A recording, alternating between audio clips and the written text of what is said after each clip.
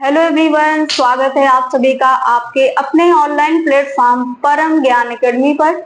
Dear student, जैसा कि हम लोग होम साइंस में होम मैनेजमेंट के अंतर्गत पारिवारिक जीवन चक्र की धारणा का अध्ययन कर रहे थे और उसमें हमने आपको बताया था कि जो ये पारिवारिक जीवन चक्र की धारणा होती है 18वीं शताब्दी तक इस पर कोई विशेष महत्व नहीं दिया जाता था अपने गृह प्रबंधन के अंतर्गत। और उसके बाद ना ही कोई अर्थशास्त्री इसे महत्वपूर्ण समझते थे। तो सब सर्वप्रथम क्या हुआ कि एक हमने वैज्ञानिक बताया जिसे राउंट्री के नाम से जाना जाता है। उन्होंने कहा कि ये जो पारिवारिक जीवन चक्र की धारणा होती है उसमें शक्ति, समय और धन धन की जो मांग होती है किस अवस्था में सर्वाधिक होती है, किस अवस्था में कम होती है और किस अवस्था में लगभग कम होती है। तो इन्होंने इसका क्या किया, अलग अलग परिवारों का तुलनात्मक अध्ययन किया और उसमें उन्होंने क्या किया, एक यॉर्क नामक पत्रिका में इसका प्रकाशन करवाया। और उन्होंने ये जो पारिवारिक जीवन चक्र की धारणा होती है उसको 3 अवस्थाओं में बाँटा। और सबसे पहला उन्होंने बताया कि ये पहला जो होता है हमारा संकुचित होता है, संकुचित परिवार होता है, जिसे हम बिगिनिंग स्टेज के नाम से जानते थे। और दूसरा जो होता है विस्तृत परिवार होता है, जिसे हम एक्सपेंडिंग फैमिली के नाम से जानते थे। और तीसरा जो होता है संकुचित होता है, जिसे हम क्या कहते थे, इसे हम कॉन्ट्रैक्टिंग फैमिली कहते थे। तो उसके बाद फिर कौन आते हैं, तो उसके बाद आते हैं हमारे विग्लो महोदय। उन्होंने बताया कि ये जो पारिवारिक जीवन चक्र की धारणा होती है ये 3 इसकी अवस्थाएं होती ही होती हैं। और इन्होंने इसका क्या किया, संशोधन किया और पुनः इसमें 8 उप अवस्थाओं को दिया। और इस उप अवस्थाओं को उन्होंने जो राउंट्री ने दिया था इसकी अवस्था को उन्होंने उन्हीं तीनों अवस्थाओं को रखा। और उसके बाद ये जो उप अवस्थाएं होती है उन्होंने 8 प्रकार के उप अवस्थाओं को बताया। और इसमें 8 उप अवस्थाओं में 4 उप अवस्थाएं ऐसी होती हैं जो विद्यालय या स्कूल की अवस्था होती है।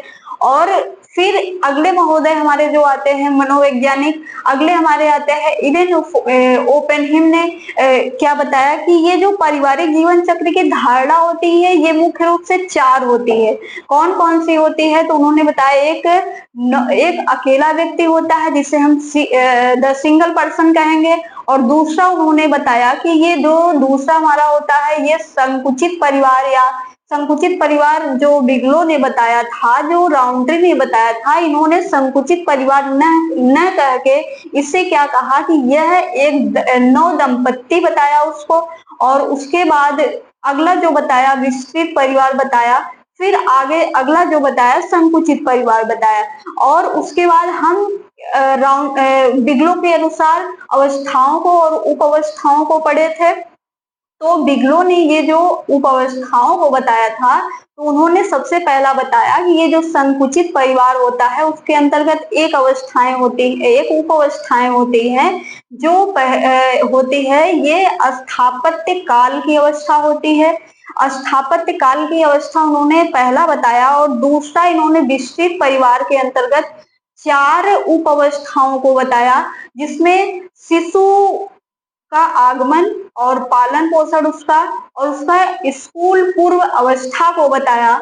और दूसरा इन्होंने उप अवस्था कौन सा बताया, तो दूसरा इन्होंने जो बताया उसको प्राथमिक स्कूल बताया। और तीसरा इन्होंने बताया जो उसको हम उच्च विद्यालय, और फिर अगला जो बताया उसे महाविद्यालय कहते हैं। तो विस्तृत परिवार के अंतर्गत 4 उप अवस्थाएं हो गई। फिर उसके बाद उन्होंने जो बताया था तीसरा संकुचित परिवार जो होता है जिसे हम कॉन्ट्रैक्टिंग फैमिली के नाम से जानते हैं, तो उसके अंतर्गत इन्होंने 3 उप अवस्थाओं को बताया था। और वह 3 उप अवस्थाएं जो होती हैं वह कौन कौन सी होती हैं, तो सबसे पहला जो होता है बच्चों के व्यवसायिक समायोजन का काल होता है। दूसरा जो होता है वह आर्थिक पुनर्नियोजन का काल होता है। और तीसरा जो होता है वह सेवानिवृत्ति होता है। इस प्रकार हमने पहला जो संकुचित परिवार पढ़ा था उसको उसकी जो उप अवस्थाएं होती हैं स्थापत्य काल होती हैं, एक हो गई। और 4 विस्तृत के अंतर्गत ये एक और 4 मिला के 5 हो गए और 3 संकुचित के अंतर्गत इस प्रकार से 8। तो इससे हमारा प्रश्न बनता है कि ये जो पारिवारिक जीवन चक्र की धारणा होती है कितनी होती हैं? तो 3 होती हैं हम बताएंगे। और इसकी उप अवस्थाएं कितनी होती हैं? तो इसकी उप अवस्थाएं 8 बताएंगे हम।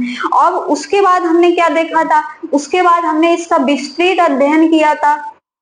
जैसे सबसे पहले हमने प्रथम अवस्था को पढ़ा था, तो हमने आपको बताया था ये जो प्रथम अवस्था होती है, यह इससे प्रथम अवस्था कौन सी होती है? तो संकुचित अवस्था होती है। और इसके अंतर्गत उप अवस्थाएं कौन सी आती है या उप अवस्था कौन सी होती है? तो अष्टापत्य काल होती है। उसके बाद हमने बताया था कि यह शुरू कब से होती है? तो शुरू जो होती है यह शादी के बाद से शुरू होती है, उसके बाद पहले बच्चे के आगमन के साथ समाप्त हो जाती है। और उसके बाद हमने इसमें ये भी बताया था कि ये जो समय, शक्ति और धन की मांग होती है, इसमें सबसे कम होती है। और उसके बाद हम क्या पढ़े थे? दूसरा विस्तृत पढ़े थे, जिसे हम स्पेंडिंग कहते हैं। तो इसको हमने बताया था कि ये वृद्धि की अवस्था होती है। और उसके बाद समय, शक्ति, धन की मांग इसमें सर्वाधिक होती है। और सबसे अधिक समय तक चलने वाली जो अवस्था होती है तो विस्तृत अवस्था होती है। सबसे महत्वपूर्ण अवस्था कौन सी होती है? तो विस्तृत अवस्था होती है। और उसके बाद किसमें तीनों की मांग सर्वाधिक होती है? तीनों अर्थात जैसे समय, शक्ति और धन की मांग तो विस्तृत अवस्था में होती है। तो यह कब तक कितने वर्षों तक चलती है? तो ये 20 से 25 वर्षों तक चलती है। तो इतना हमने पढ़ा था विस्तृत परिवार के अंतर्गत। अब उसके बाद हम इसमें अध्ययन करेंगे आज तीसरा। तो तीसरी अवस्था हम हेडिंग डालेंगे और इसके अंतर्गत देखेंगे कि इसमें समय, शक्ति और धन की मांग का क्या होता है, और उसके बाद इसे कितने उपावस्थाओं में बांटा गया है, और उसके बाद इसे हम और किस नाम से भी जानते हैं। तो इसमें हम सबसे पहला हेडिंग डालेंगे आज के सेशन में तृतीय अवस्था। क्या हेडिंग डालेंगे? तृतीय अवस्था।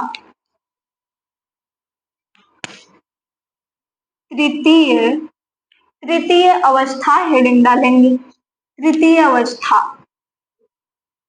तृतीय अवस्था। अब इसके बाद इसके अंतर्गत हम पढ़ेंगे क्या? इसमें सवाल कैसे पूछे जाते हैं? तो इसमें जो सवाल पूछे जाते हैं, तो सबसे पहले ये पूछा जाता है कि पारिवारिक जीवन चक्र की तीसरी अवस्था क्या कहलाती है? तो जैसा हमने आपको बताया है कि पारिवारिक जीवन चक्र की तीसरी अवस्था जो होती है, संकुचित परिवार की अवस्था होती है। क्या होती है? इसे हम किस नाम से जानते हैं? तो संकुचित संकुचित संकुचित परिवार की अवस्था। तो अगर आपसे पूछा जाए कि तृतीय अवस्था कौन सी है, तो संकुचित परिवार की अवस्था होती है। उसके बाद इसके अंतर्गत कितने उप अवस्थाएं हैं? तो जैसा कि बिगलो ने क्या बताया था कि ये जो संकुचित परिवार की अवस्था होती है, इसके अंतर्गत 3 उप अवस्थाएं होती हैं। कौन कौन सी होती हैं? तो हम नोट करेंगे कि इसकी उप अवस्थाएं कौन कौन सी होती हैं। तो उप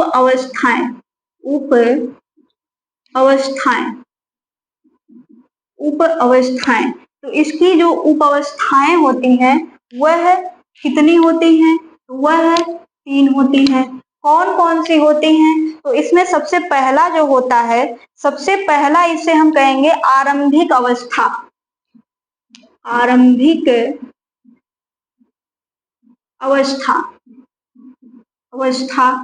और दूसरा होता है पुनः आर्थिक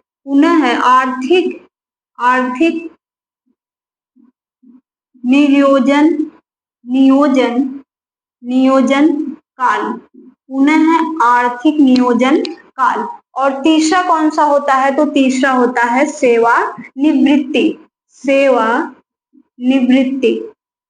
निवृत्ति। तो इसकी कितनी अवस्थाएं होती हैं? तो इसकी 3 उप अवस्थाएं होती हैं। कौन कौन सी होती हैं? तो आरंभिक अवस्था, इसी को हम एक और नाम से जानते थे, इसे हम कहते थे बच्चों के समायोजन का काल। बच्चों के बच्चों के बच्चों के बच्चों के बच्चों के व्यवसायिक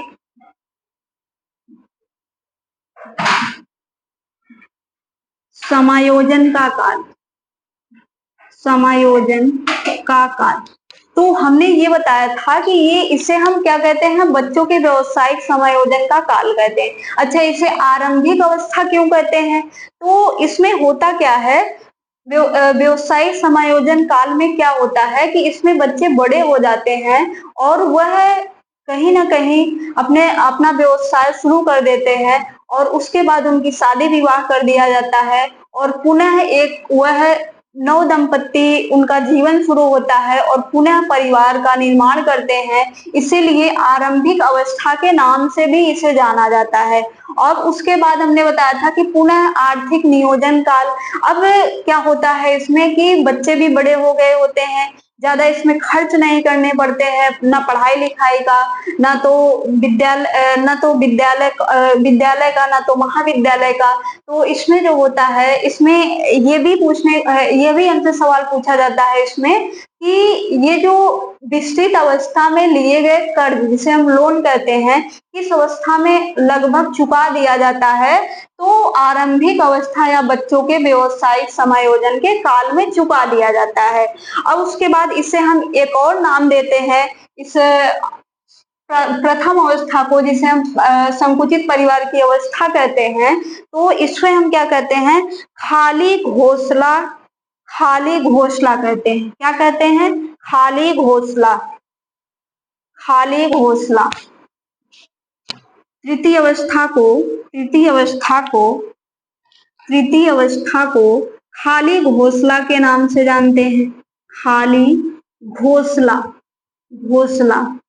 के नाम से जानते हैं। तो इसे खाली घोंसला क्यों कहते हैं?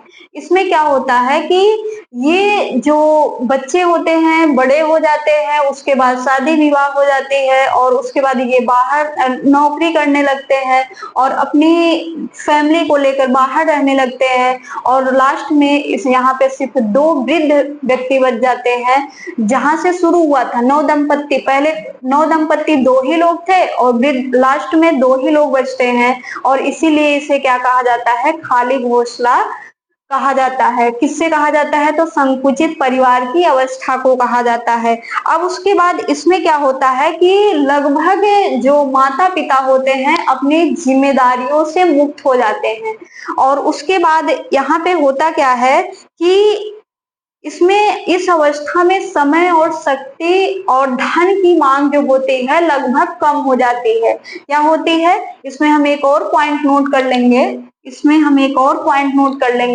क्या होता है इसमें समय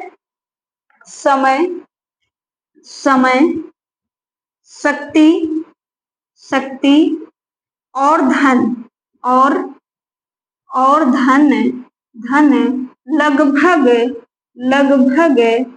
लगभग कम हो जाती है। तो इसमें इतने महत्वपूर्ण पॉइंट थे। कौन कौन से थे कि ये जो तृतीय अवस्था होती है ये कौन सी होती है?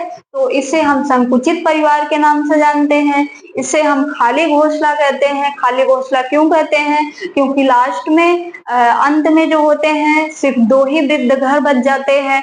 उसके बाद इसकी कितनी उप अवस्थाएं होती हैं? तो इसकी 3 उप अवस्थाएं होती है। पहला जो होता है आरंभिक अवस्था होता है और दूसरा जो होता है पुनः आर्थिक नियोजन का काल होता है और तीसरा जो होता है सेवानिवृत्ति होती है और उसके बाद इसमें क्या होता है, समय शक्ति और धन की मांग लगभग कम हो जाती है और उसके बाद इसमें क्या होता है कि ये जो अवस्था होती है इसमें जो माता पिता होते हैं लगभग अपनी जिम्मेदारियों से मुक्त हो जाते हैं। अब उसके बाद हम क्या करेंगे, तो हमने क्या क्या पढ़ा इस चैप्टर के अंतर्गत, इस पाठ के अंतर्गत? तो हमने इसमें पढ़ा कि जो पारिवारिक जीवन चक्र की धारणा होती है उसके इतिहास के बारे में हमने जाना। फिर हमने इसकी 3 मुख्य अवस्थाएं होती हैं, हमने इसको जाना।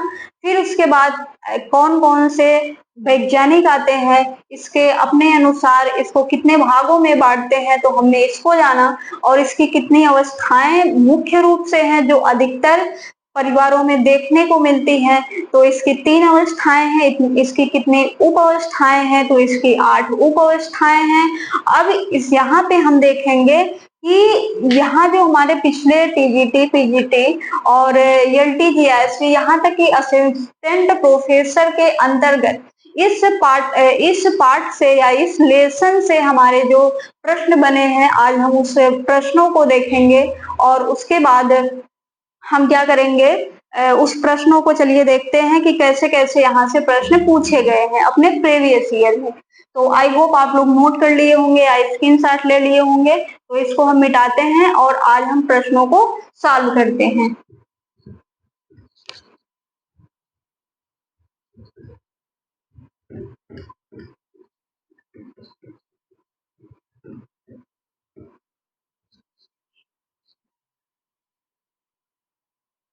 तो डियर स्टूडेंट, आशा करते हैं कि आप लोगों को ये सेशन अच्छा भी लगा होगा। और उसके बाद आप जो कमियां रह गई हैं, आप कमेंट के माध्यम से उसको पूछ सकते हैं। और ज्यादा से ज्यादा इसे अपने चैनल को लाइक करें, सब्सक्राइब करें और शेयर करें। तो आइए हम देखते हैं कि यहाँ से प्रीवियस ईयर में जो प्रश्न बने हुए हैं तो कैसे बने हुए हैं। तो पहला जो हमारा प्रश्न है वह क्या है? धन, क्वेश्चन नंबर 1, धन समय तथा शक्ति, समय तथा शक्ति, शक्ति तीनों की ही अधिक आवश्यकता, तीनों की ही अधिक आवश्यकता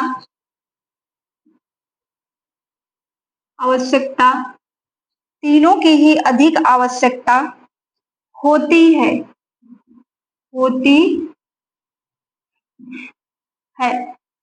इसमें ए ऑप्शन आपका क्या है? ए ऑप्शन है आपका प्रथम अवस्था। और बी ऑप्शन आपका है द्वितीय अवस्था। और सी ऑप्शन आपका है तृतीय अवस्था।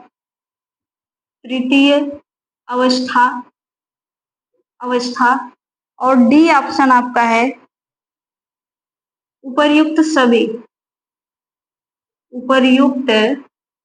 सभी।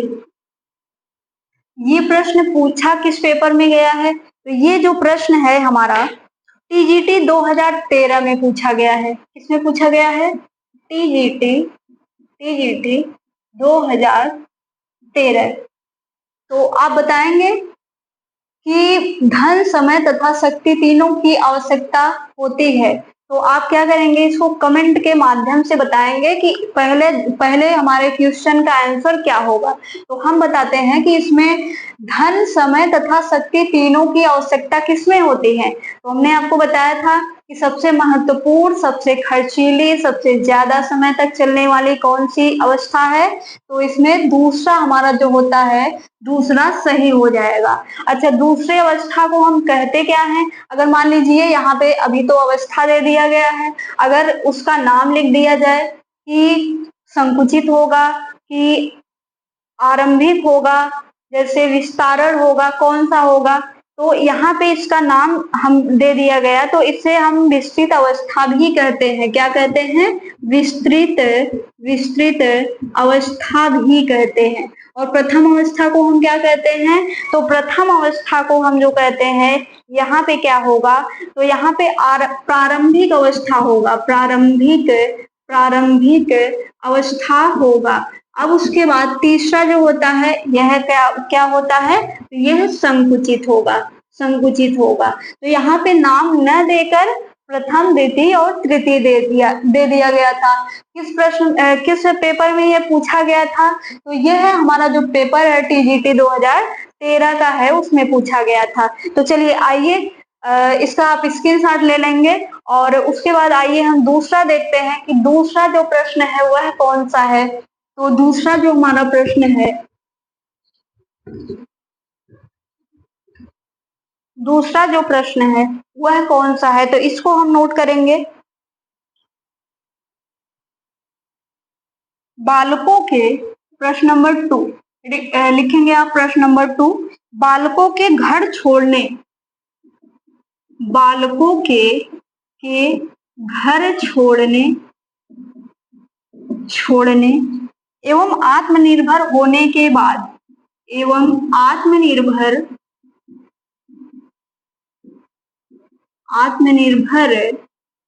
होने के बाद प्रारंभ होने वाली पारिवारिक जीवन चक्र की अवस्था है। होने के बाद प्रारंभ होने वाली पारिवारिक जीवन चक्र की अवस्था है।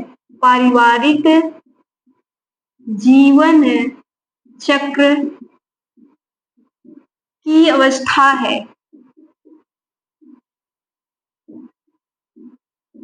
तो ये जो प्रश्न है यह किस हमारे प्रश्न पत्र में पूछा गया है? तो यह हमारे टीजीटी 2013 में ही पूछा गया है। किसमें पूछा गया है? टीजीटी 2013।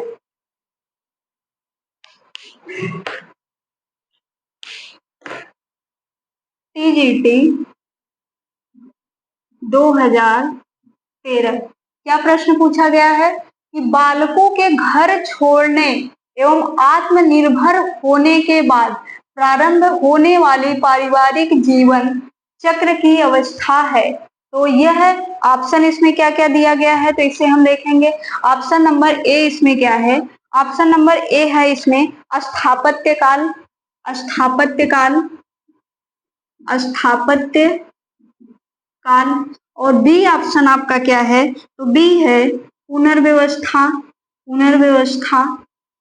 और सी ऑप्शन आपका है पुनर्व्यवस्था काल, हम यहाँ लिख लेंगे। और सी ऑप्शन आपका क्या है? तो प्रक्षेपण काल है। क्या है? प्रक्षेपण काल है। और डी ऑप्शन जो आपका यहाँ दिया गया है अवकाश, अवकाश, अवकाश प्राप्ति काल, प्राप्ति काल। ये ऑप्शन में यही दिया गया है। ये अवकाश प्राप्ति काल को हम एक और नाम दे देते हैं यहाँ सेवानिवृत्ति, सेवानिवृत्ति,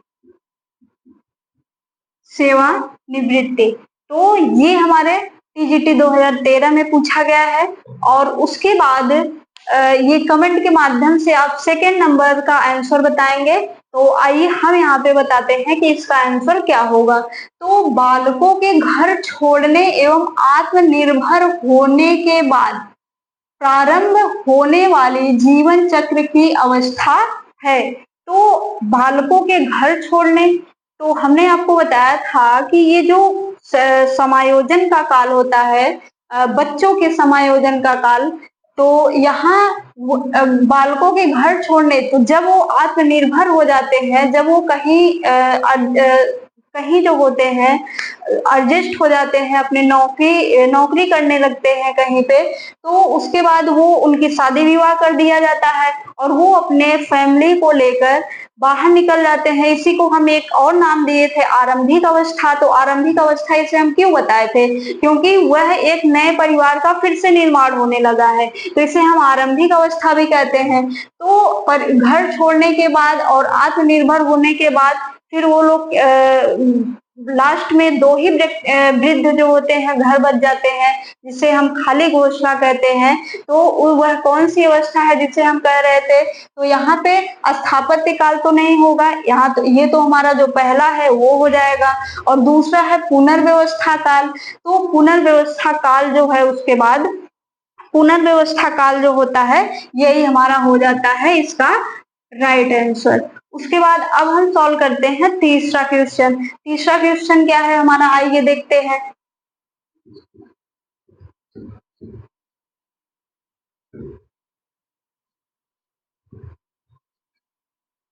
तीसरा क्वेश्चन क्या है, नोट करेंगे।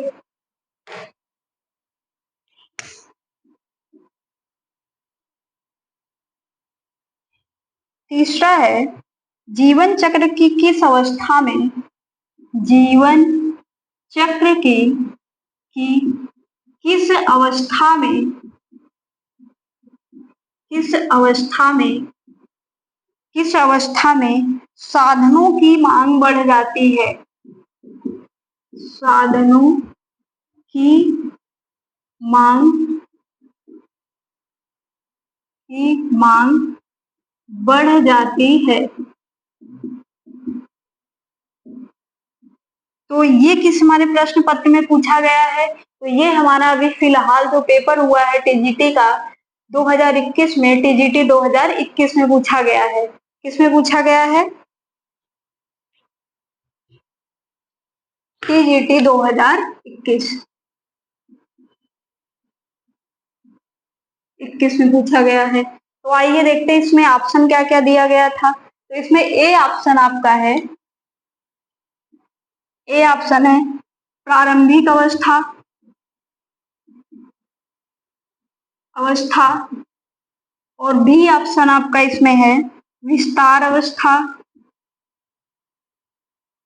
विस्तार अवस्था, और सी ऑप्शन आपका है, सी है संकुचित अवस्था, संकुचित अवस्था, और डी ऑप्शन जो आपका है, डी ऑप्शन है सेवानिवृत्ति, सेवानिवृत्ति अवस्था, अवस्था। तो प्रश्न क्या पूछा गया है, प्रश्न पूछा गया है कि जीवन चक्र की अवस्था में साधनों की मांग बढ़ जाती है। देखिए कैसे कैसे प्रश्न पूछा गया है, वहां पे साधनों का नाम लिख दिया था, कौन कौन से साधन, समय, शक्ति और धन के।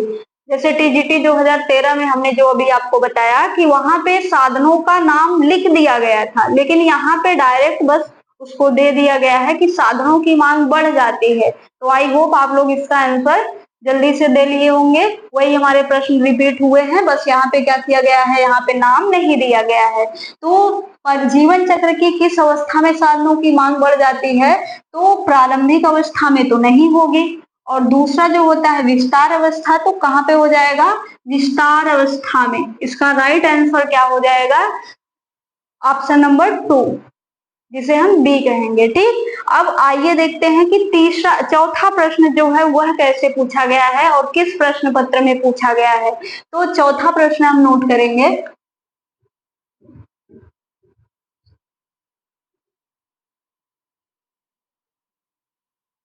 चौथा प्रश्न नोट करेंगे।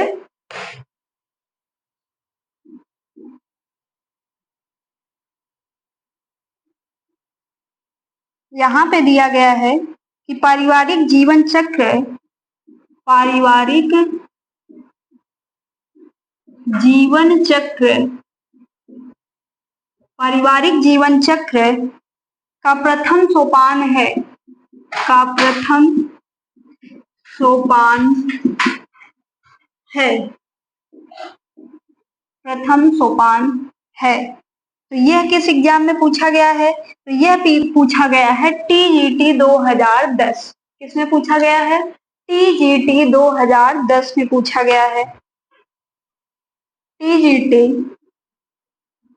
2010 में पूछा गया है। तो इसमें क्या पूछा है, पारिवारिक जीवन चक्र की प्रथम अवस्था है।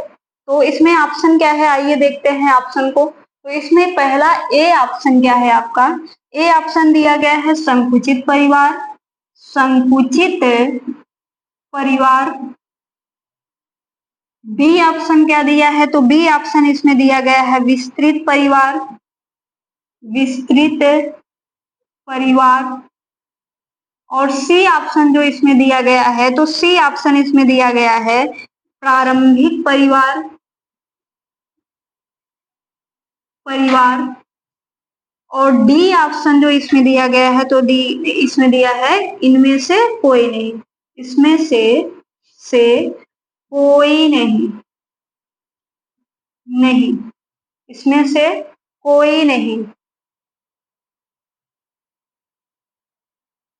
तो पारिवारिक जीवन चक्र की प्रथम सोपान है, तो आई होप आप लोग इसका आंसर बहुत ही जल्दी से दे लिए होंगे। तो पारिवारिक जीवन चक्र की प्रथम अवस्था कौन सी होती है, तो प्रथम जो होता है सी ऑप्शन राइट हो जाएगा।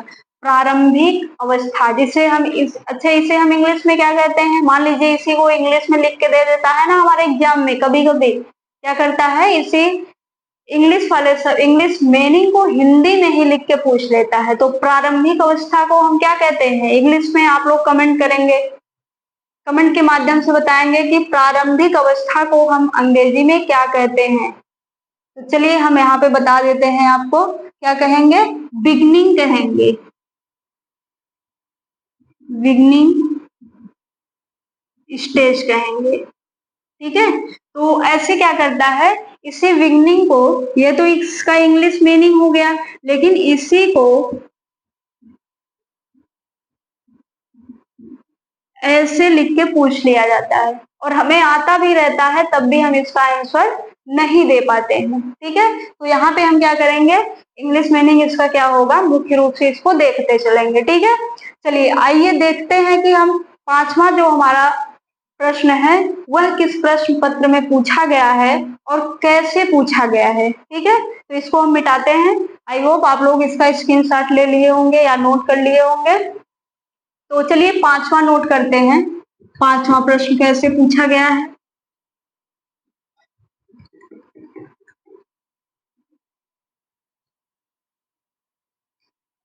तो पांचवा प्रश्न हम नोट करेंगे,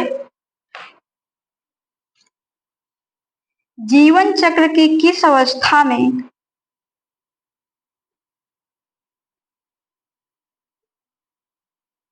पारिवारिक जीवन चक्र, पारिवारिक जीवन चक्र चक्र का अंतिम अवस्था है, का अंतिम अवस्था है, और यह किस प्रश्न पत्र में पूछा गया है। तो ये जो है पीजीटी के 2013 में पूछा गया है, किसमें पूछा गया है, पीजीटी 2013 में, पीजीटी पीजीटी 2013 13।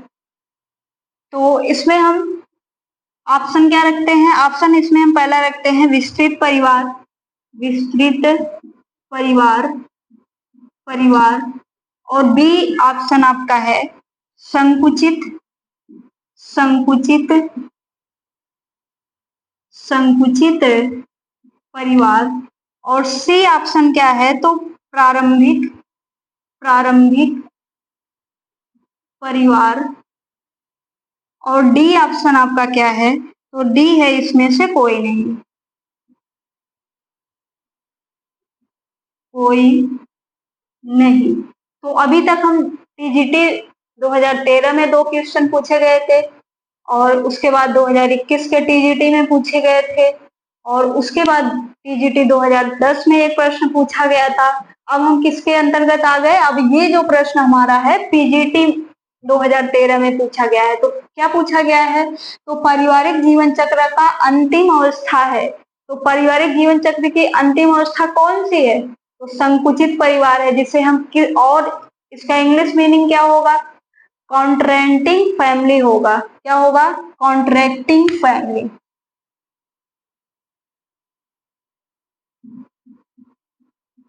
तो बी ऑप्शन हमारा राइट हो जाएगा, और इसे और हम क्या कहते हैं, तो कॉन्ट्रैक्टिंग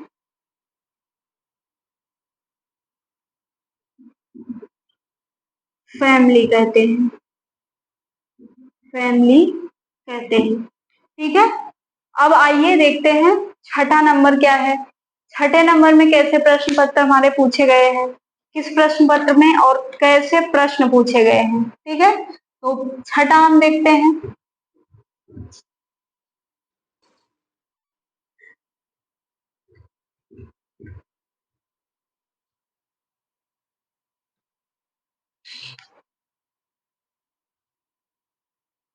6। नंबर क्या डालेंगे? 6। तो चलिए क्या प्रश्न पूछा गया है?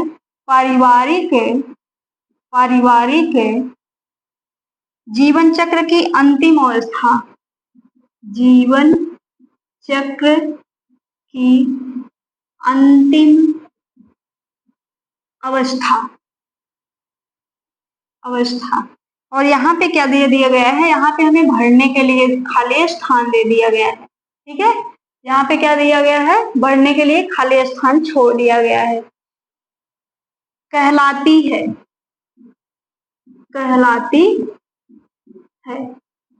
ठीक है। और यह किस प्रश्न पत्र में पूछा गया है? तो इसको भी हम देखते हैं। यह है हमारे एमपी पीएचडी में पूछा गया है। किस में पूछा गया है?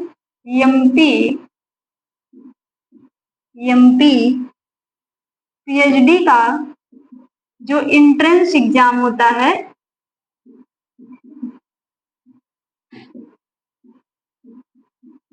एंट्रेंस एग्जाम में पूछा गया है। कब पूछा गया है? तो 2015 में पूछा गया है। ठीक है, तो किस में पूछा गया है? एमपी के पीएचडी एंट्रेंस एग्जाम में पूछा गया है।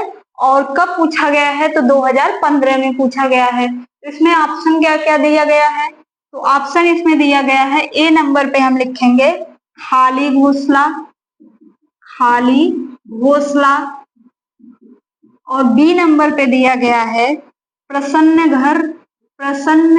घर, और सी नंबर पे दिया गया है अमीर घर, और डी नंबर पे दिया गया है पूर्ण घोंसला। तो बताएंगे कमेंट के माध्यम से कि ये प्रश्न नंबर 6 जो हमारा है इसका राइट आंसर क्या होगा। तो आइए हम बताते हैं इसका राइट आंसर क्या है। तो पारिवारिक जीवन चक्र की अंतिम अवस्था, तो पारिवारिक जीवन चक्र की अंतिम अवस्था है कौन सी? तो संकुचित परिवार। तो इसकी कितनी उपावस्थाएं हैं? तो इसकी 3 उपावस्थाएं हैं।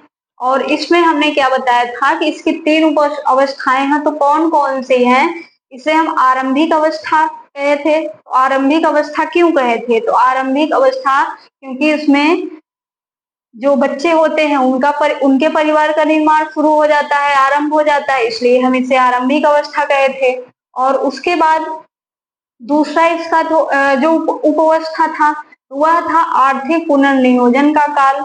और तीसरा क्या था? तीसरा था सेवानिवृत्ति। और इसी में हमने आपको बताया था कि जो पहली जो इसकी उपावस्थाएं हैं, इसमें हमने आपको बताया कि बच्चे की शादी विवाह कर दिया गया और बच्चे नौकरी करने लगते हैं और क्या करते हैं, अपने इसी उपावस्था में अपने परिवार का निर्माण करते हैं। और वो नौकरी करने के कारण क्या करते हैं, अपनी जो परिवार नए परिवार होते हैं वो बाहर रहने लगते हैं। तो लास्ट में 2 ही व्यक्ति घर पर बच जाते हैं, जो जहां से शुरू हुआ था वहीं पे फिर क्या होता है, अंत हो जाता है। तो अब समझ में आया कि इसका राइट आंसर क्या होगा। तो आई होप आप लोगों को समझ में आ गया होगा।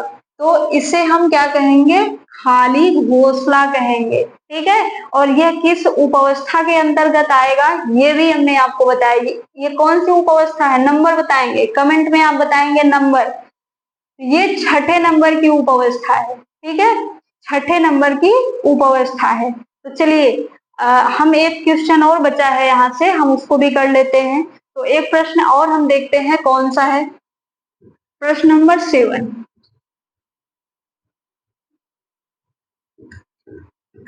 प्रश्न नंबर 7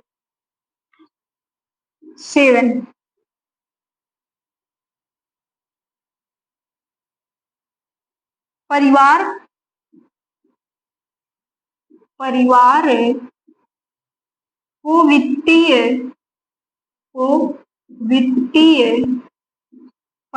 को वित्तीय जिम्मेदारी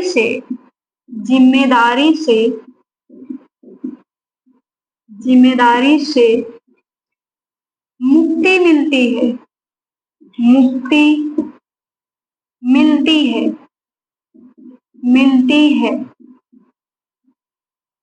ये किस प्रश्न पत्र में पूछा गया है? तो ये ये जो है उत्तराखंड के असिस्टेंट प्रोफेसर में पूछा गया है। किसमें पूछा गया है? उत्तराखंड के उत्तराखंड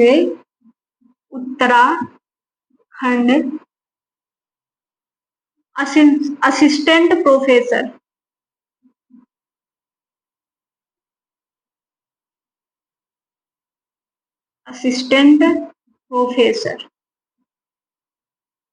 उत्तराखंड के असिस्टेंट प्रोफेसर में पूछा गया है। और किस ईयर में पूछा गया है? तो 2015 में पूछा गया है। तो इसमें क्या क्या ऑप्शन रखे गए हैं? चलिए हम ऑप्शन पहला देते हैं। ए नंबर ऑप्शन कौन सा है आपका? ए है जब बच्चे घर छोड़ देते हैं। जब बच्चे घर छोड़ देते हैं। और बी ऑप्शन आपका क्या है? जब बच्चे स्थापित हो जाते हैं। जब बच्चे स्थापित हो जाते हैं।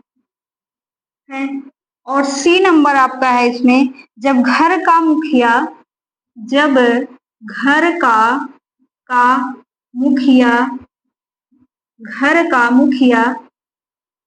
अपना व्यवसाय छोड़ दे।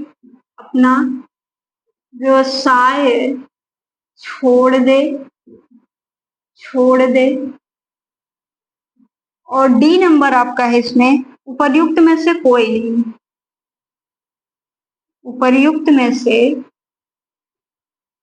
कोई नहीं। तो ये हमारे इस लेसन का लास्ट प्रश्न है जो हमारे पिछले प्रश्न पत्र में पूछा गया है। तो इसका आंसर आप कमेंट के माध्यम से बताएंगे।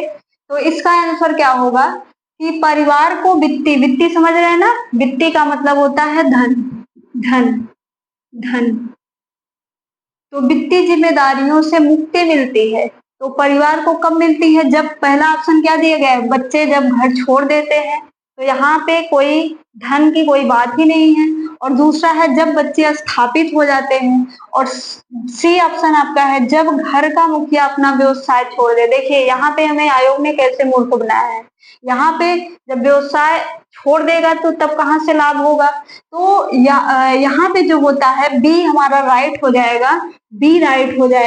जब बच्चे स्थापित हो जाते हैं, स्थापित हो जाएंगे तभी तो धन का लाभ मिलेगा। तो आई होप आप लोगों को समझ में आया होगा और आशा करते हैं कि आपको अच्छा भी लगा होगा ये सेशन। अगर अच्छा लगा तो आप लाइक करें, सब्सक्राइब करें और ज्यादा से ज्यादा शेयर करें। और आगे हम एक नए लेसन के साथ शुरुआत करते हैं। जय हिंद।